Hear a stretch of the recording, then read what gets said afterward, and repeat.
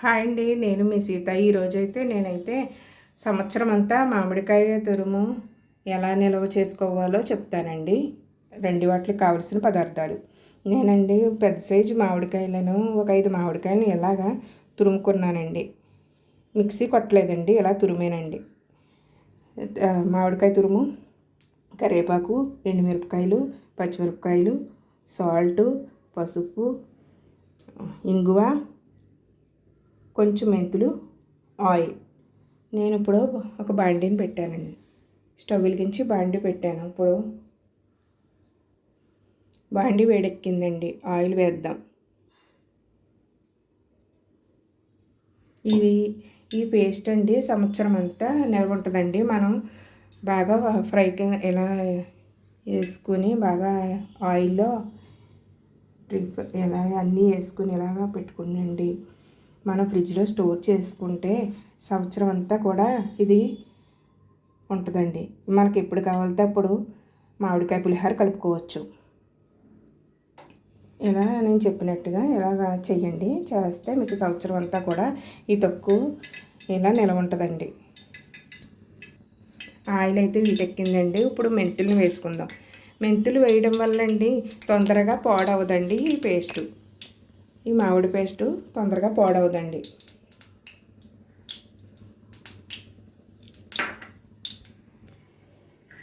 నేనైతే ఇలా చిన్న నాటు కింద పెట్టి పచ్చిమిరపకాయలు నేను ఇందులో వేసేస్తున్నానండి.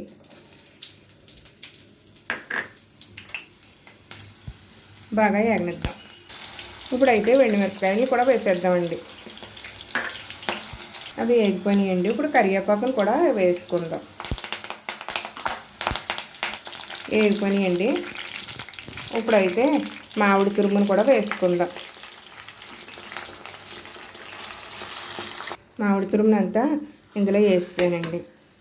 ఇప్పుడు పసుపు వేసుకుందామండి. ఇప్పుడు ఉప్పును కూడా వేసుకుందాం. అలాగే ఇంగువను కూడా వేసుకుని బాగా కలిపేసుకుందామండి. ఇంగు వేయడం వల్ల మంచి టేస్ట్ వస్తుందండి పులిహోరకి.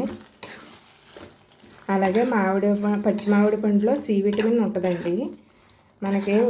మనకి చాలా ఆరోగ్యం అండి సి విటమిన్ పులుపు. మనం ఎలా సిమ్లో పెట్టుకొని ఆయిల్ అంతా పైకి వచ్చేదాకా వేపుకోవాలండి. వేపుకుంటే బాగుంటుందండి. సిమ్లోనే పెట్టుకుని వేపుకోవాలండి, హైలో పెట్టకూడదు. ఇలా అయితే ఆయిల్ పైకి వస్తుందండి, కానీ కొంచెంసేపు ఏగనిద్దామండి. ఇలాగా మొత్తం ఆయిల్ అంతా బయటకు వచ్చేసేదాకా ఏగనిస్తే మనకి ఎక్కువ రోజులు నిల్వ ఉంటుంది కదండి. చూడండి, ఆయిల్ అంతా పైకి వచ్చేసిందండి. అంతేనండి, పేస్ట్ రెడీ అయిపోయిందండి. ఇలా పక్కన పెట్టుకున్నాను. ఇప్పుడు నేనైతే కొంచెం పులిహోర కలుపుదామని రైస్ని ఉడికించి పక్కన పెట్టుకున్నానండి. పులిహోరకి కావాల్సిన పదార్థాలు: ఒక బాండీ పెట్టి ఆయిల్ వేసానండి. ఆయిల్ ఎడుపుతుంది. ఇప్పుడు ఏడుశనగగుళ్ళు, పచ్చెనగపప్పు, మినపప్పు వేసుకుని బాగా వేపుకుందామండి. ఇప్పుడైతే పచ్చిమిరపకాయలు వేసుకుని వేపిస్తుందామండి. ఇప్పుడైతే ఎండుమిరపకాయ, కరివేపాకు, ఆవాలు, జీలకర్ర కూడా వేసేద్దామండి. ఇప్పుడైతే ఇందులో కొద్దిగా పసుపు వేద్దాం. అంతేనండి, తాలింపు రెడీ అయిపోయింది. ఇప్పుడు ఇందులో వేసుకుని కలిపేసుకుందామండి. ఇది మీకోసమే కలిపి చూపిస్తున్నానండి. ఇప్పుడైతే కొంచెం ఈ పేస్ట్ని కూడా వేసుకుని కలుపుకుందామండి. మామిడికాయ పేస్టు వేసి కలుపుదామండి. టేస్ట్ అయితే సూపర్ ఉంటుందండి, చాలా బాగుంటుందండి. మీరు ట్రై చేసి నాకు కామెంట్స్లో చెప్పండి. అలాగే ఫస్ట్ టైం నా ఛానల్ చూస్తుంటే ప్లీజ్ సబ్స్క్రైబ్ మై ఛానల్. ఇలా అయితే కలిపేసానండి మొత్తం పులిహోర అంతా. మనకు రైస్లోకి సాల్ట్ చాలా పోతే కొంచెం చూసుకుని వేసుకోండి. రైస్లో చూసుకుని వేసుకోండి. ఇప్పుడు ఒక బౌల్లోకి తీసుకుందాం. ఈ పేస్ట్ని దీన్ని కూడా బౌల్లోకి తీసుకుందామండి. అంతేనండి, ఇలా తీసుకున్నానండి మామిడికాయ పులిహోర ఒక బౌల్లోకి. ఇది మామిడికాయ పేస్ట్ అండి. ఇది ఇలా ఆయిల్ ఎక్కువే ఉండాలండి, ఎందుకంటే ఎక్కువ లేకపోతే పాడైపోద్దండి. మనకి సంవత్సరం అంతా నిల్వ ఉండేలా చేసుకున్నాం కదండి. ఇప్పుడు ఇది మనం ఒక గాజు దాంట్లో వేసుకుని మూత పెట్టేసుకొని ఫ్రిడ్జ్లో పెట్టేసుకుంటే బాగుంటుంది. గాజుది లేకపోయినా ప్లాస్టిక్దైనా సరే పెట్టేసుకుంటే సరిపోద్దండి. అంతేనండి.